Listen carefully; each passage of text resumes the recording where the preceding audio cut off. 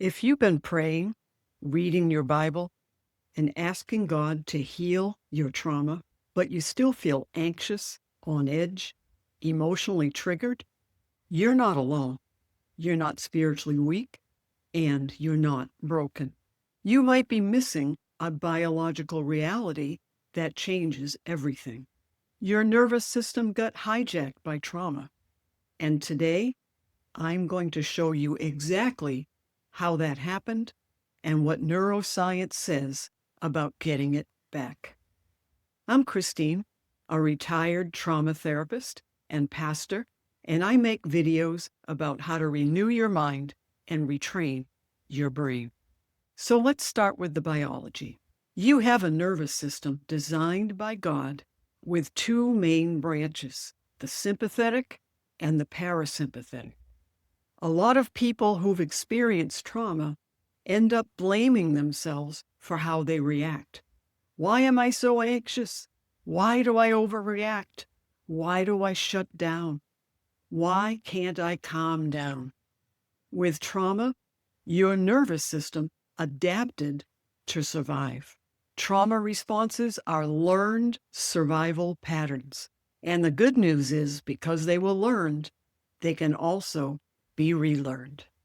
In trauma recovery, as a survivor of trauma myself, and also a trauma therapist for 20 years, I have found it helpful to understand what's going on in your body so that you don't feel like you're strange or different or broken, and that you understand how to work with your brain and your nervous system to bring healing. And so I'm going to give you several tools today that you can use to help regulate the trauma response in your nervous system.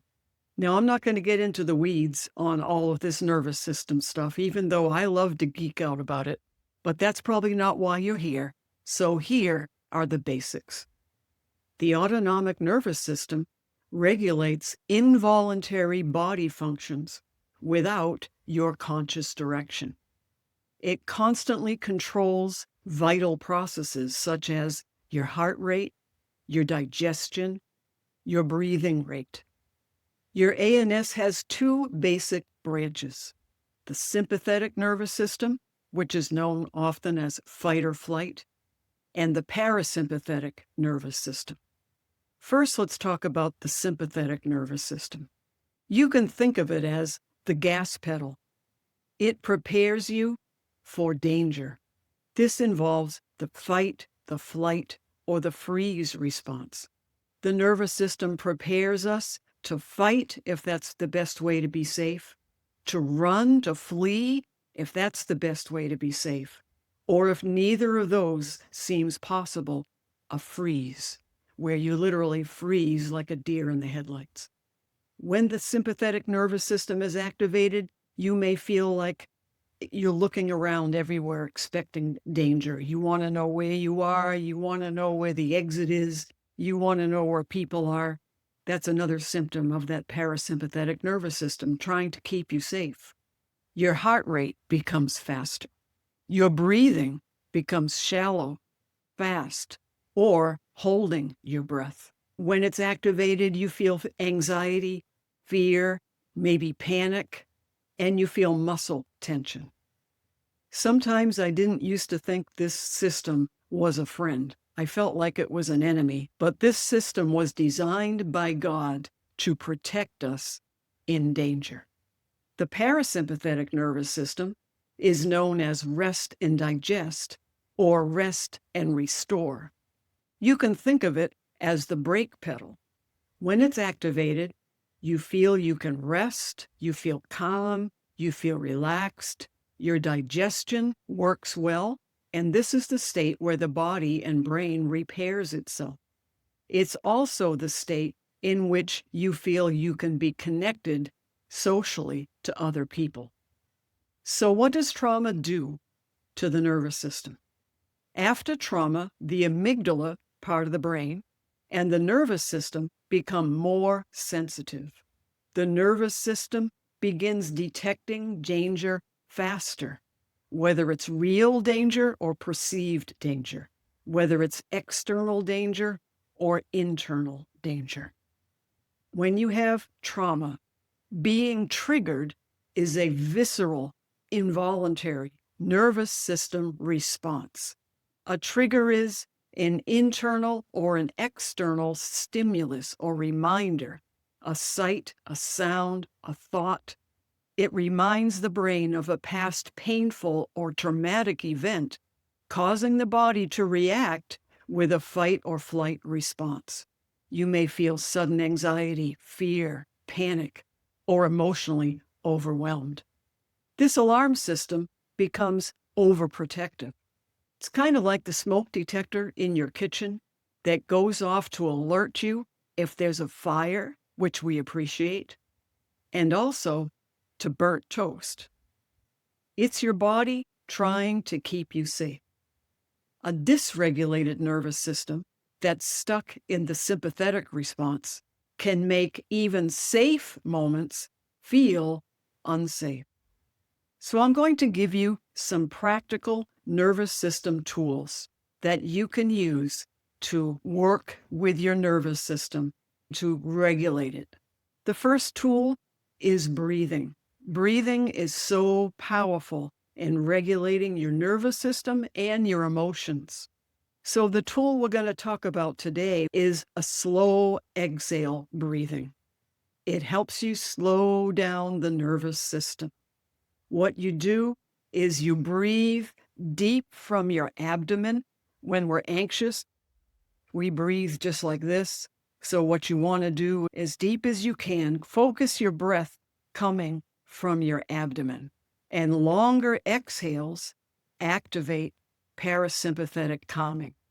So a good example for this type of breathing is to inhale for 4 counts, to hold for 4 counts, to exhale for 7 counts, to hold for 4 counts. Let me show you what that looks like. So inhale,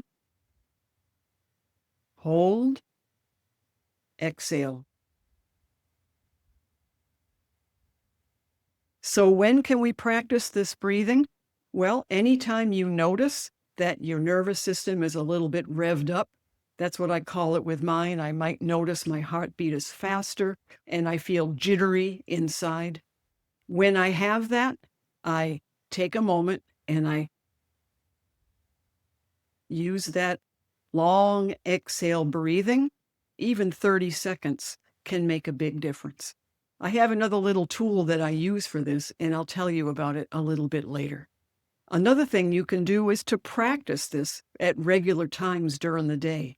For example, first thing in the morning, something that I usually do is use this breathing for maybe 30 seconds. It starts my nervous system in a nice calm place.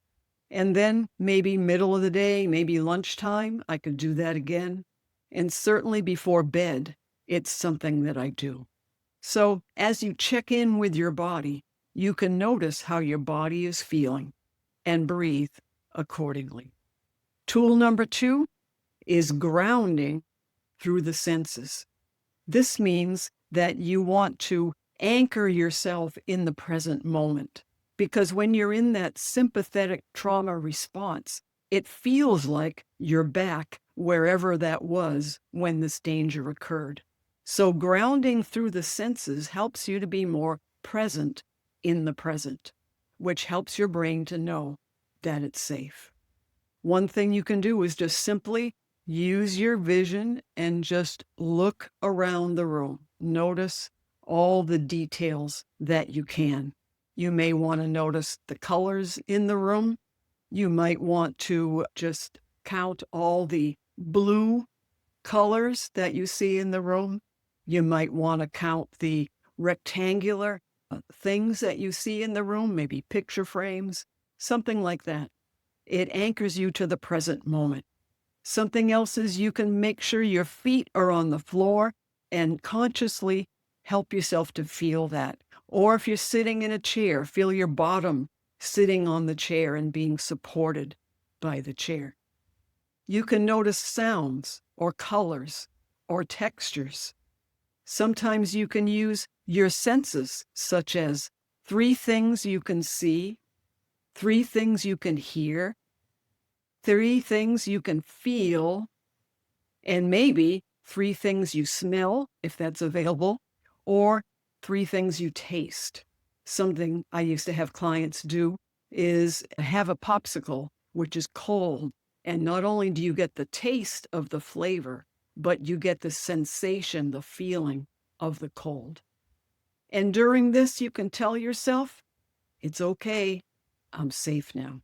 It's okay, I'm safe now. Grounding helps the brain recognize that the present moment you're in is safe. Tool number 3 is something called bilateral stimulation.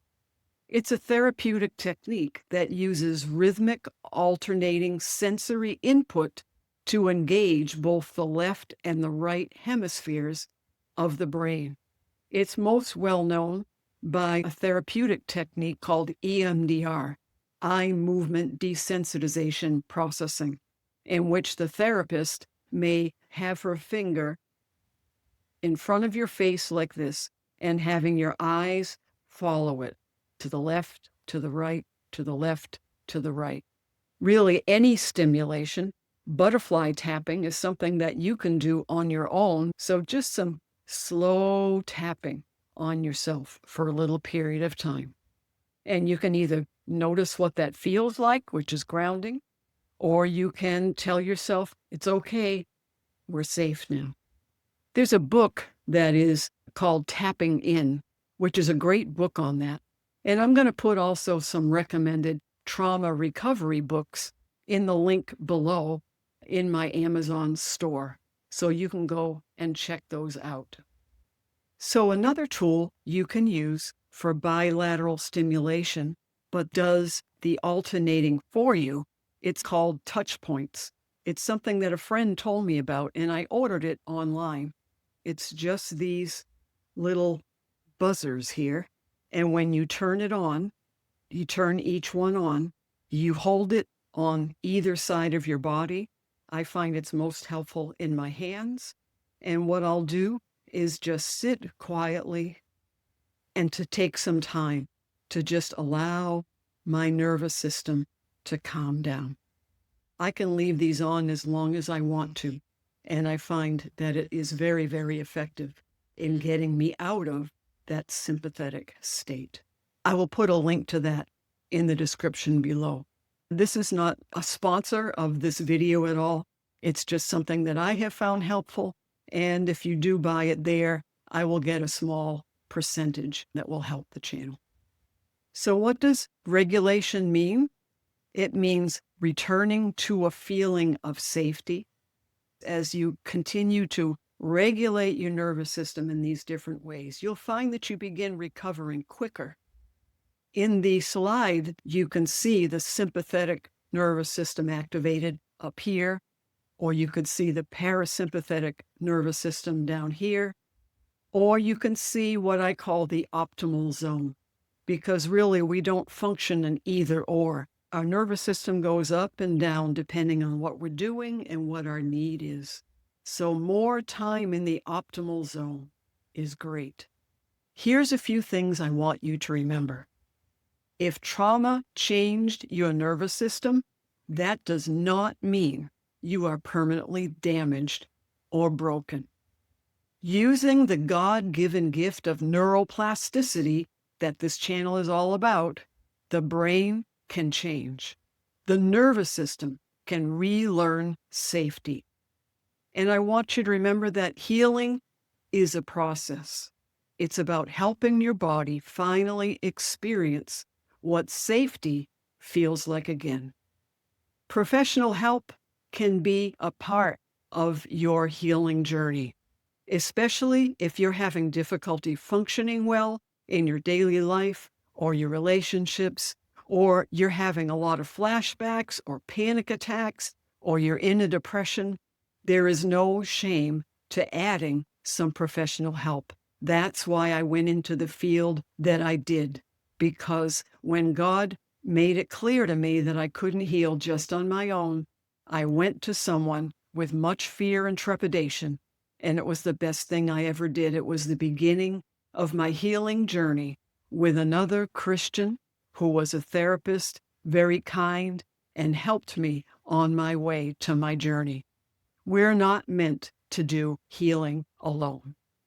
The kinds of therapy that I recommend that are the most helpful are EMDR, which I referred to earlier, or any kind of somatic experiencing therapy. Trauma-focused CBT therapy can be helpful as long as it's someone who is trained in trauma. By combining evidence-based therapies with mind-body practices like the tools we talked about today and self-compassion, trauma survivors can have multiple options for healing. If this video has been helpful for you, be sure to subscribe and share with someone else who might find it helpful.